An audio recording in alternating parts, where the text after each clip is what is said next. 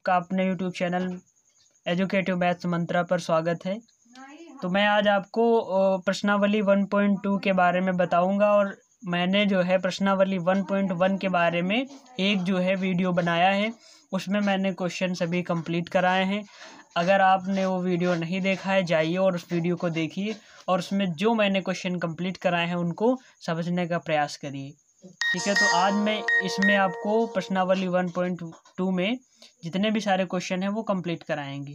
तो पहला आपका क्वेश्चन है, प्रत्येक अपरिमेय संख्या एक वास्तविक संख्या होती है। मतलब सबसे पहले इन्होंने कहा है नीचे दिए गए कथन सत्य हैं या असत्य हैं, कारण के साथ उसके उत्तर दीजिए। इसमें आपको पहले सत्य और असत्य बताना है और कारण के साथ उसका उत्तर भी देना है। तो लिखा है प्रत्येक अपरिमेय संख्या एक वास्तविक संख्या होती है। तो अपरिमेय संख्या जिन्हें हम p/q में नहीं लिख सकते हैं वो अपरिमेय संख्याएं होती हैं, और वास्तविक संख्या वो होता है अब तक कि आपने जितनी भी नंबर्स पढ़े हैं सब वास्तविक संख्या में आ जाते हैं। तो हम लोग कह सकते हैं जो वास्तविक संख्या होता है वो क्या होता है, आपका इन दोनों नंबर का परिमेय और अपरिमेय संख्याओं का कॉम्बिनेशन होता है। परिमेय और अपरिमेय संख्याओं का कॉम्बिनेशन होता है। यानी एक प्रकार से हम कहें तो जितनी भी अभी तक आपने नंबर पढ़ा है वो सब वास्तविक संख्या में आ जाती हैं। जितनी भी अभी आपने जितनी भी नंबर्स पढ़े हैं सब वास्तविक संख्या में हैं, क्योंकि दुनिया में जितने अभी तक नंबर बने हुए हैं सब वास्तविक संख्या में आते हैं। ठीक है, तो वही चीज़ यहाँ पर लिखा है, प्रत्येक अपरिमेय संख्या, जो भी अपरिमेय संख्या होगा वो वास्तविक संख्या होगा कि नहीं। तो जी हाँ, बिल्कुल ये सत्य है। आपका लिखा हुआ है प्रत्येक सत्य है, वास्तविक संख्या में अपरिमेय संख्याएं भी शामिल हैं। ठीक है, तो इसका आंसर आपका ये हो जाएगा। नेक्स्ट क्वेश्चन आपका आता है, संख्या रेखा का हर एक बिंदु यानी प्रत्येक बिंदु √m के रूप का होता है, जहाँ पर m जो है, यहाँ जो m दिया गया है वो क्या है, एक प्राकृत संख्या है। और हमने प्राकृत संख्या के बारे में बताया है। देखिए ना, संख्या के बारे में हमने एक वीडियो बनाया है जिसमें हमने संख्या के बारे में ही बताया है। तो प्राकृत संख्या क्या होती है, वास्तविक संख्या क्या होती है, इसके बारे में हमने बताया है। तो आप जाइए और उस वीडियो को देखिए, इसी चैनल पर आपको वो वीडियो मिल जाएगी। ओके, तो चलिए देखिए, संख्या रेखा का हर एक बिंदु √m के रूप का होता है। तो देखिए संख्या रेखा क्या होती है। संख्या रेखा पहले आप जानिए। जैसे हमने लाइन खींच दिया, ये तो आपकी लाइन हो गई, ये रेखा हो गई। अगर इस पे हम नंबर रिप्रेजेंट करते हैं, मिडिल में आपका 0 होता है, राइट साइड में 1 होता है, फिर 2, फिर 3, फिर 4, और इसके 0 के इधर लेफ्ट साइड होता है -1, -2, -3, इस तरीके से डॉट डॉट डॉट -∞ तक, और इधर डॉट डॉट डॉट +∞ तक, मतलब इधर पॉजिटिव तक, अनंत तक होते हैं। तो ये आपकी नंबर लाइन हो गई। तो इस पे देखिए पॉजिटिव, नेगेटिव, हर तरह के नंबर मौजूद होते हैं, यानी संख्या रेखा पर हर प्रकार के नंबर मौजूद होते हैं। तो यहाँ पर देखिए जो लिखा है, संख्या रेखा का प्रत्येक बिंदु, ये बिंदु हो जाएंगे ये वाले, हर एक बिंदु क्या इस फॉर्म के रूप का होता है, √m के रूप का होता है? जी नहीं, क्योंकि ये असत्य है आपका। क्योंकि संख्या रेखा पर ऋणात्मक और धनात्मक दोनों प्रकार की संख्याएं होती हैं। इसके हर एक बिंदु पर एक वर्गमूल होना पॉसिबल नहीं है। इसके हर एक बिंदु पर ये नहीं कि एक वर्गमूल हो ही, ज़रूरी नहीं है, ये संभव नहीं है। किसी किसी पर हो जाएगा, जैसे आपका 1 हो गया, ये ज़रूरी नहीं कि सभी मतलब बिंदुओं पर √m का फॉर्म हो, यानी √m ही पाया जाए, ये नहीं होगा, ये असत्य है आपका। तो ऐसे आपको लिख देना है। ठीक है, ठीक है। फिर नेक्स्ट आपका देखिए लिखा हुआ है, प्रत्येक वास्तविक संख्या एक अपरिमेय संख्या होती है, यानी हर एक वास्तविक संख्या अपरिमेय संख्या होती है। यानी पहला वाला जो क्वेश्चन है उसी का ये अपोजिट है। यानी यहाँ पर क्या था, प्रत्येक अपरिमेय संख्या एक वास्तविक संख्या होती है, यहाँ पर उसका अपोजिट हो गया। ये आपका ये असत्य है। क्यों? क्योंकि वास्तविक संख्या में क्या होता है, सब शामिल होता है, लेकिन वास्तविक संख्या क्या सब नहीं होती है। देखो वास्तविक संख्या में हर एक परिमेय संख्या नहीं होती, क्योंकि उसमें परिमेय संख्या भी शामिल होती ना, तो इसलिए असत्य कह देंगे आप। क्योंकि वास्तविक संख्याओं की श्रेणी में परमेय संख्या भी होती हैं, इसलिए ये कथन असत्य है। तो ये आपको लिख देना है, ठीक है। ये आपका हो गया आंसर। फिर नेक्स्ट आपका जो क्वेश्चन आता है, क्या सभी धनात्मक पूर्णांकों के वर्गमूल अपरमेय होते हैं? क्या सभी धनात्मक पूर्णांकों के वर्गमूल अपरमेय होते हैं? यदि नहीं तो एक ऐसी संख्या के वर्गमूल का उदाहरण दीजिए जो एक परमेय संख्या है। धनात्मक पूर्णांक क्या होता है? जैसे धनात्मक पूर्णांक आपका ये वाले, ये देखिए, ये सब धनात्मक पूर्णांक है। देखिए धन वाले 1 2 3 4 5 6 7 8 9, ये सब आपके क्या हैं? धनात्मक पूर्णांक ही होते हैं, ठीक है। तो कह रहा है धनात्मक पूर्णांकों के वर्गमूल अपरमेय होते हैं।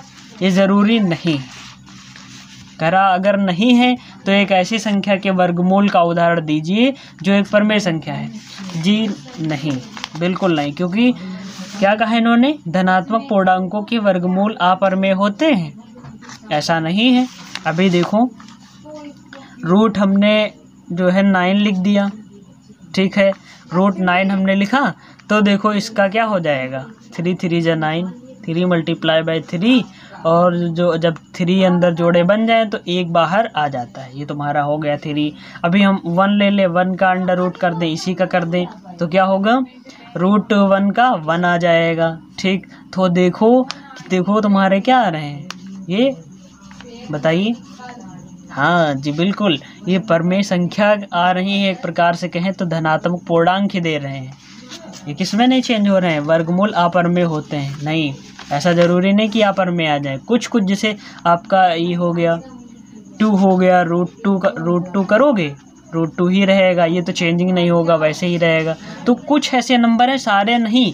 इन्होंने कहा है पूर्णांकों के वर्गमूल, क्या सभी की बात कर दी ना, सभी नहीं है, तो वही उदाहरण दे देना है आपको। कह रहा है यदि नहीं, हमारा आंसर था नहीं, तो आपको क्या करना? तो एक ऐसी संख्या के वर्गमूल का उदाहरण दीजिए। एक ऐसी संख्या के, एक नहीं, बहुत सारे ऐसे नंबर हैं, लेकिन इन्होंने कहा क्या कहा है? एक ऐसी, एक ही देना है। तो चलिए हमने रूट 9 ले लिया, रूट 1 ले लिया, अभी रूट आपका क्या हो जाएगा? 4 भी हो जाएगा, उसका 2 आ जाता है, ठीक है। तो बहुत सारे नंबर्स हैं आपके जिनमें ऐसा देखा जाता है, ठीक। फिर ये आपका खत्म हुआ। क्वेश्चन आता है नेक्स्ट, दिखाइए कि संख्या रेखा पर रूट 5 को किस प्रकार निरूपित किया जा सकता है।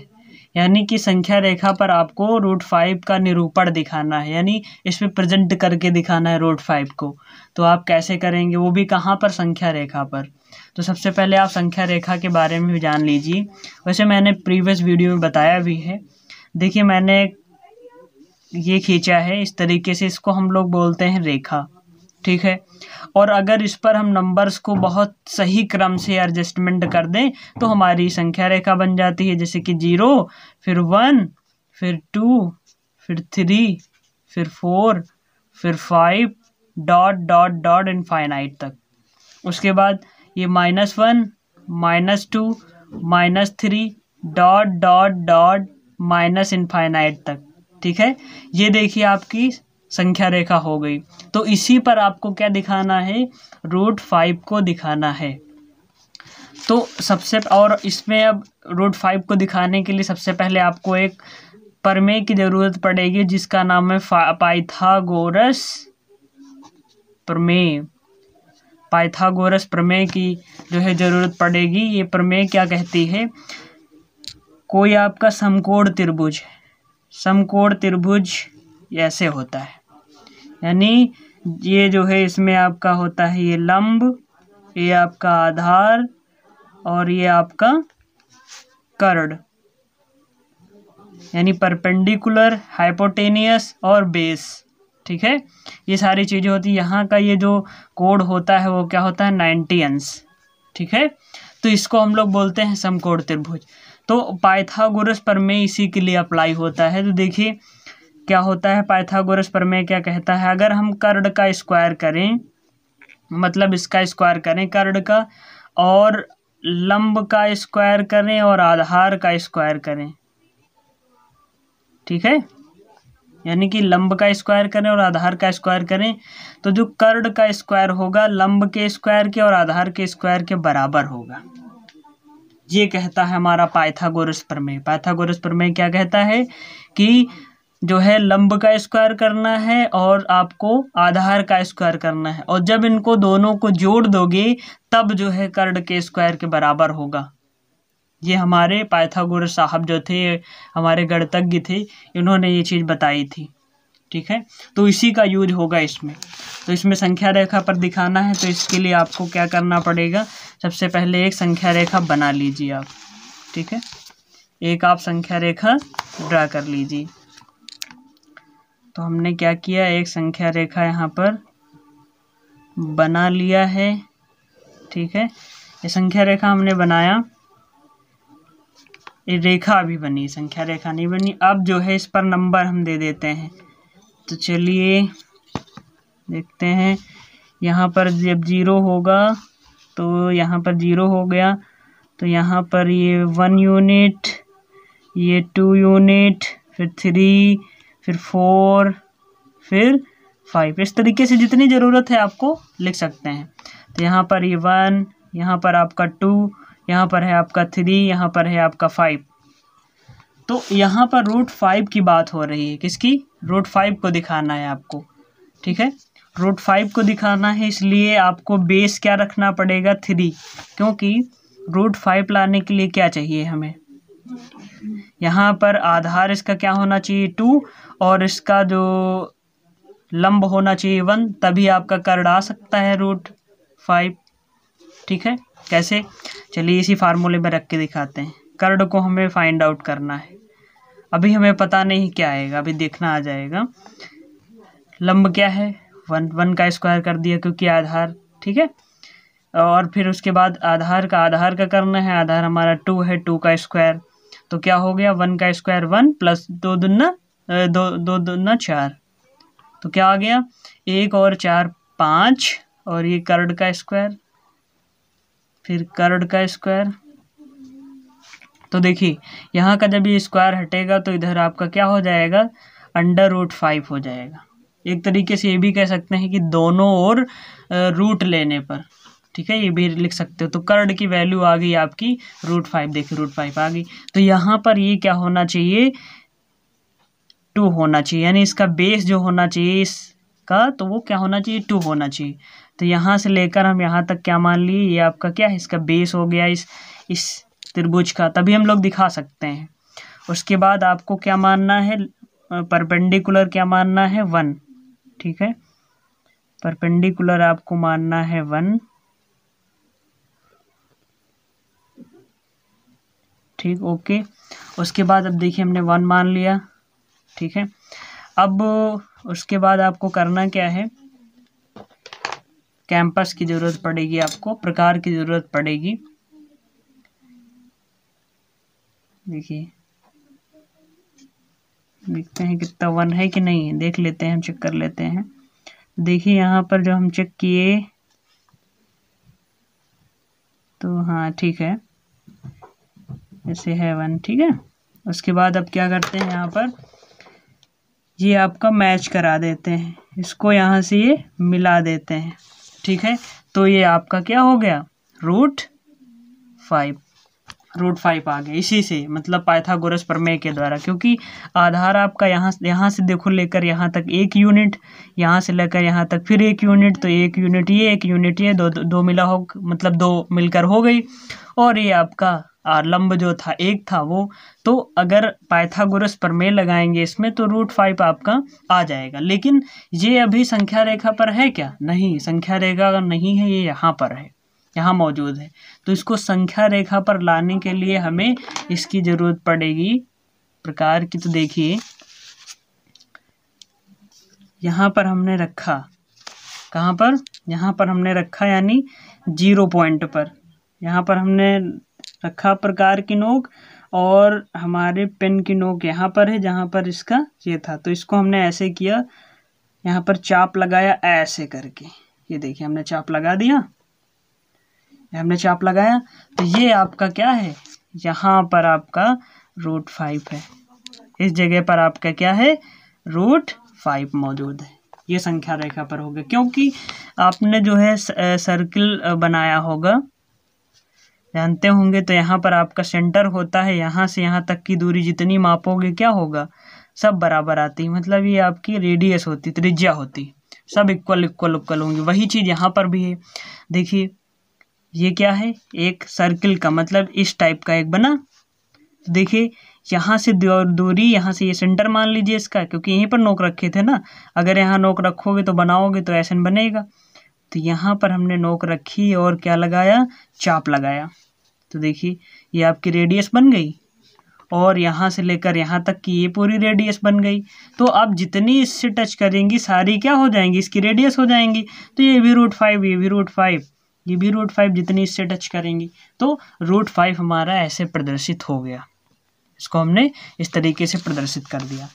नेक्स्ट आपका क्वेश्चन आता है कक्षा के लिए क्रियाकलाप, यानी वर्गमूल सर्पिल की रचना, यानी एक कक्षा में आपको करना है। वैसे इसमें बहुत सारी चीज़ें दी गई हैं, लेकिन आपको मैं जो बता रहा हूँ उसी के अकॉर्डिंग चलिएगा। ये बताया गया है कि आगे के और सारे पार्ट्स कैसे आप बनाओगे, जैसे इन्होंने √2 का बनाया, फिर √3 का, इसी तरीके से √4 का बनेगा, √5 का बनेगा, मतलब इस तरीके से आप सारे बना सकते हो। ठीक है, तो चलिए मैं बना के दिखाता हूँ आपको। वैसे यहाँ पर एक वर्ड है वर्गमूल सर्पिल।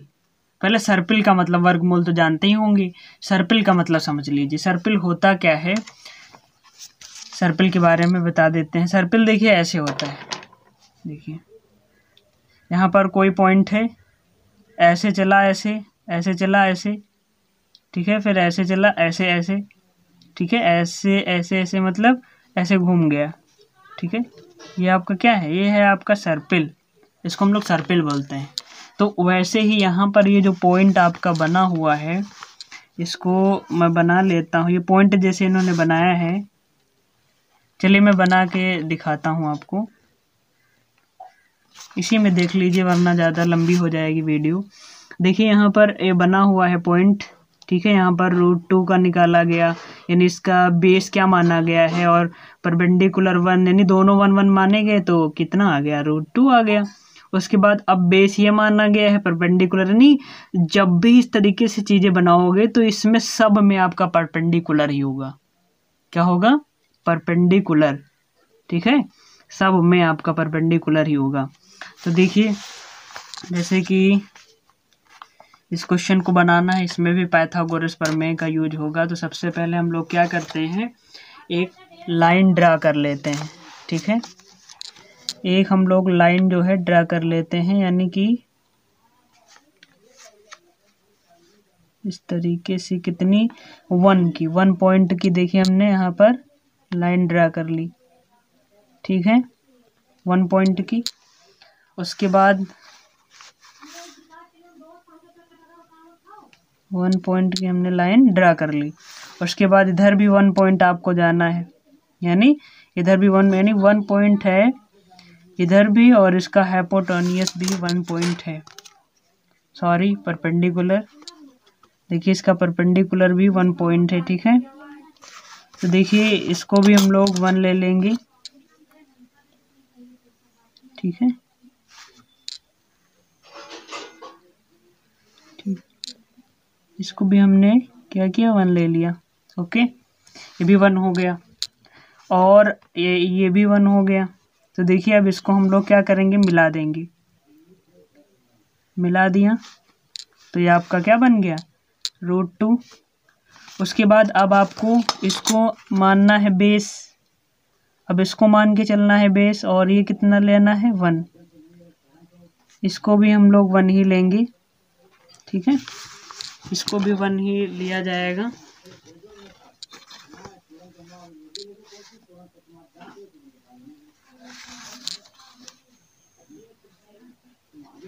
इसको भी हम लोग 1 ही मानेंगे। ठीक है, ये भी 1 चला गया। उसके बाद क्या हो जाएगा, अब क्या करेंगे, इसको यहाँ से मिला देंगे। तो अब बेस जब इसका क्या है, √2, और इसका जो परपेंडिकुलर है वो 1, तो हम लोग इसकी वैल्यू क्या हो जाएगी, √3। कैसे, चलिए दिखा देते हैं कैसे होगा। क्योंकि कर्ण का स्क्वायर बराबर लंब का स्क्वायर प्लस आधार का स्क्वायर, ये होता है। तो कर्ण निकालना है, यानी √2 कैसे आएगा भी दिखाते हैं। तो लंब का क्या है, 1, 1 का स्क्वायर, आधार का क्या है √2 का स्क्वायर। तो देखिए 1 का स्क्वायर 1 ही हो जाएगा और √2 यानी इससे कैंसिल हो जाएगा तो बचेगा 2। तो आ गया 1 और 2 मिला करके 3 आ गया। और करड़ का स्क्वायर इधर रही है, जब यहाँ से स्क्वायर हटेगा तो यहाँ रूट लग जाएगा, तो इसलिए आ गया। उसके बाद अब इसको बेस मान के चलना है। अब इस √3 को बेस मान के चलना है। इस तरीके से बहुत सारे आप आगे तक जा सकते बनाते बनाते, ठीक है। अब देखिए इसको हम लोग क्या करेंगे यहाँ पर, ये देखिए यहाँ से हम लोग बना लेंगे, ठीक है। ये हमारा क्या हो गया, ठीक है, ये हमारा बन गया यहाँ का। ये भी 90 डिग्री, ये भी 90 डिग्री, ये भी 90 डिग्री, ठीक है। ये सारे कितने कितने डिग्री के आ रहे हैं, 90 डिग्री के। अब जब इसका √3 क्या है, इसका क्या है बेस है, तो इस हमने जितने भी आप बनाएंगे इस तरीके के सब में 1 आपको क्या लेना है, 1 क्या लेना है, हाँ यानी लंब ही लेना है, ठीक है। तो इसकी वैल्यू देखिए यहाँ पर क्या दी गई, O है, ये P1 है और ये P2 है। इसी तरीके से यहाँ पर अब इसको मिला देंगे तो क्या बन जाएगा, ये वाला ये बन जाएगा आपका यहाँ पर P3, ठीक है। ये P3 बन गया। उसके बाद अब देखिए P3, P4, P5, P6, P7, अरे इस तरीके से बहुत सारे आप बना सकते हैं, ठीक है। ये देखिए इस तरीके से मैं क्या करूँ यहाँ पर, अब मुझे इसको क्या मान के चलना है, इसको हमें बिल्कुल सही पकड़े हैं आप, इसको हमें मान के चलना है आधार यानी बेस, यानी √3 को अब बेस मान के चलना है। तो देखिए अब बनाएंगे तो हम लोग कैसे बनाएंगे, ये देखिए 1 हमने यहाँ पर भी ले लिया, यानी सब में 1 1 लेना है। तो अब क्या किया हमने, यहाँ से मिला दिया इसको। अब ये क्या बन गया, ये √3 है, ये 1 है, तो ये √4 हो जाएगा, सॉरी। उसके बाद अब देखिए अब क्या करेंगे, अब यहाँ पर हमें क्या करना है, इसको बेस मानना है, √4 को बेस मानना है, ठीक है। और ये तुम्हारा यहाँ पर 90 डिग्री हो जाएगा, यहाँ 90 डिग्री, यहाँ पर तो 90 डिग्री था ही, यहाँ पर भी 90 डिग्री था। अब देखिए यहाँ पर क्या हो जाएगा, इसको जब मिला देंगे, यहाँ इसको देखिए जब मिलाएंगे यहाँ से, तो ये आपका 1 यूनिट मान के चलते हैं ना, देखिए 1 यूनिट मान के चलेंगे यहाँ से, तो कितना हो जाएगा हमारा, ये देखिए 1 यूनिट हो गया। अब इसके बाद इसको हम लोग यहाँ से मैच करा देंगे, मैच करा दिया तो √4 आया था। अब इसके बाद क्या आ गया, ये √4 आया था ना ये वाला, अब ये वाला √5 आ गया और ये 1, ठीक है। ये सारे आप पाइथागोरस प्रमेय में पुट करके भी आप निकाल सकते हैं, यानी जब इसका बेस √4 है और इसका मतलब परपेंडिकुलर 1 है, तो इसकी वैल्यू कितनी आएगी, √5 आएगी, निकाल के भी आप देख सकते हैं, ठीक है। अब आगे भी आप बना सकते हैं, √5, √6, जितनी मर्जी चाहे उतना बना सकते हैं। एक सर्पिल आपका बन जाएगा, सर्पिल यानी स्पाइरल, घुमावदार चीज़ बनाना है, वो घुमावदार होना चाहिए। देखिए तो अब क्या किया हमने, यहाँ से भी 1 यूनिट ले लेंगे, यहाँ से भी जब आपका 1 यूनिट हुआ, ये देखिए यहाँ से 1 यूनिट हो गया, फिर आपका क्या हो गया, इसको हम यहाँ से मैच करा देंगे, ठीक है। मैच करा दिया तो ये आपका क्या बन गया, ये तो 1 है ही है, ये आपका बन गया ये √5 था इसका बेस, और जो है लंब तुम्हारा क्या था बताइए, 1 था। उसके बाद अब बन जाएगा √6। इस तरीके से बहुत सारे आप बना सकते हैं। चलिए मैं यहीं तक आपको बताता हूँ, और ये लिखा है इन्होंने, उन्हें मिलाकर √2, √3, √4 को दर्शाने वाला एक सुंदर सर्पिल प्राप्त कर लेंगे। बहुत बढ़िया सा आपको सर्पिल मिलेगा। इसी तरीके से आप आगे जब सॉल्व करेंगे तो बहुत बढ़िया सा एक सर्पिल मिलेगा ऐसे घुमावदार, और आगे आप बनाइएगा, ठीक है। ज़्यादा पूरा बना के दिखाएंगे तो पूरी वीडियो भी बहुत ज़्यादा लंबी हो जाएगी, ठीक है स्टूडेंट्स। तो आप बनाइएगा, और अगर आपको कोई प्रॉब्लम हो रही तो आप मुझे बताइएगा, तो मैं एक जो है इसकी क्वेश्चन की ही वीडियो बढ़िया से बना दूँगा, ठीक है। समझ में आ ही गया होगा जैसे मैंने बताया है। आप इसी तरीके से और बनाएंगे, ठीक है, इस तरीके से बनाते जाएंगे। यहाँ से रूट्स का बनेगा, फिर उसके बाद फिर बनाएंगे, फिर इस तरीके से एक बहुत बढ़िया सुंदर सा एक सर्पिल बन के तैयार हो जाएगा। चलिए मैं ऐसे ही बना के दिखा रहा हूँ, ठीक है। इस तरीके से आपका एक बहुत बढ़िया सुंदर सा सर्पिल आपका बन के तैयार हो जाएगा, ठीक है, इस तरीके जैसे हमने बताया अभी। ओके, थैंक यू, बहुत बहुत धन्यवाद आप सभी का यहाँ तक देखने के लिए वीडियोस। और अगर आपको ये पसंद आया हो तो लाइक कर दीजिएगा। Thank you.